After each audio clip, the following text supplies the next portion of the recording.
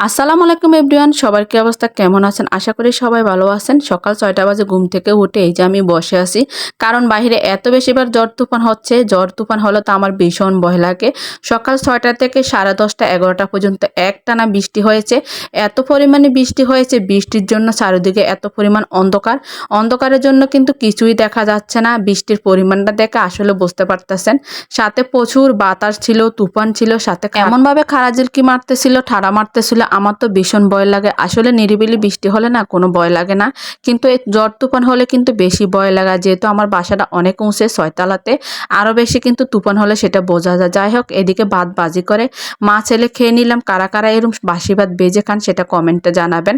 তো দুপুরবেলা আমি হালকা করে এই যে ঝিঙ্গা বাজি করেছি ডিম দিয়ে, সেটা খেয়ে নিলাম। এখন বাজে বিকাল 4টা।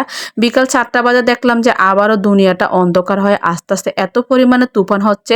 আজকে 3 দিন তো একটানা ঝড় বৃষ্টি হচ্ছে কুমিল্লাতে। অনেক জায়গাতেও দেখলাম ভিডিওতে ঝড় বৃষ্টি হচ্ছে। ঝড় বৃষ্টির কারণে ঠিকমতো নেট থাকে না, কারেন্ট থাকে না, ভিডিও আপলোড দিতে পারি না।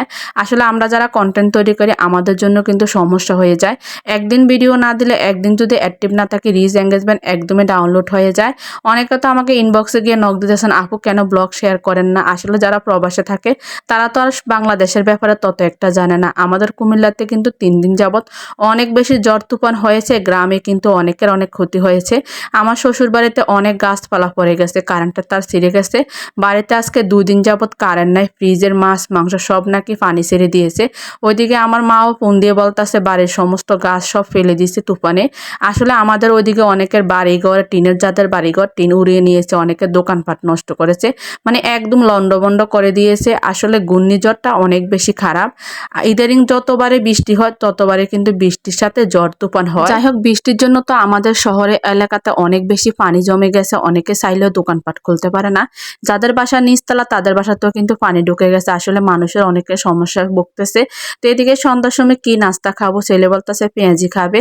তো জটপট করে ছেলেকে একটু পেঁয়াজি ভেজে দিচ্ছিলাম। আর আমার ছেলে তো সবসময় আমি কাজ করতে আসলে সে আমার সাথে থাকবে। আমার অনেক ভিডিওতে আপনারা দেখতে পারতেছেন। তো দুপুরেও হালকা পাতলা রান্না করেছি, এখন রাতেও হালকা পাতলা রান্না করবো। আসলে বৃষ্টির দিন না, শুধু ঘুমাতে ভালো লাগে, শুয়ে থাকতে ভালো লাগে, একদম কাজ করতে ভালো লাগে না, এত পরিমাণ ঠান্ডা পড়তেছে। তো সাবান তরকা তো আমি গরম কাপড় গায়ে দিয়ে দিলাম, কারণ ঠান্ডার সময় কিন্তু বাচ্চাদেরকে একটু সেফে রাখতে হয়। গত 3 দিন এত পরিমাণে গরম পড়েছে, আর আজকে 2 দিন বৃষ্টি পড়াতে এত পরিমাণে ঠান্ডা লাগতেছিল কি আর বলবো।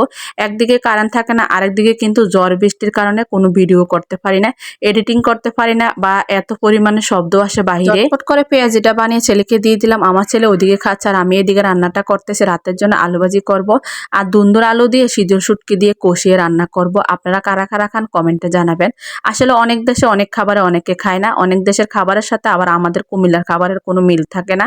এতে দুন্দুলটা আমি তেলের মধ্যে কষিয়ে শুটকিটা সুন্দর করে রান্না করে নিতেছি। দুন্দুল তরকারিতে কিন্তু একদম জাল জাল করে শুটকি তরকারি রান্না করলে ভালো লাগে।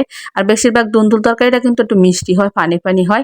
এটার মধ্যে কোনো পানিয়ে দেওয়া হয় না, আমি কিন্তু কোনো পানিয়ে দেই নাই। দুন্দুলের থেকে যে পানিটা উঠেছে ওই পানিটা দিয়ে কিন্তু আজকে তরকারিটা রান্না করেছিলাম। তো রাতের জন্য সিম্পল রান্না বান্নাটাই করলাম। রাতের জন্য খুবই শর্টকাট করে রান্নাটা কমপ্লিট করে ফেললাম কারেন্ট থাকতে থাকতে। যাই হোক, ভিডিওটা আজকে পর্যন্তই। সবাই ভালো থাকবেন, সুস্থ থাকবেন, কথা হবে অন্য কোনো ভিডিওতে। আল্লাহ হাফেজ সবাইকে।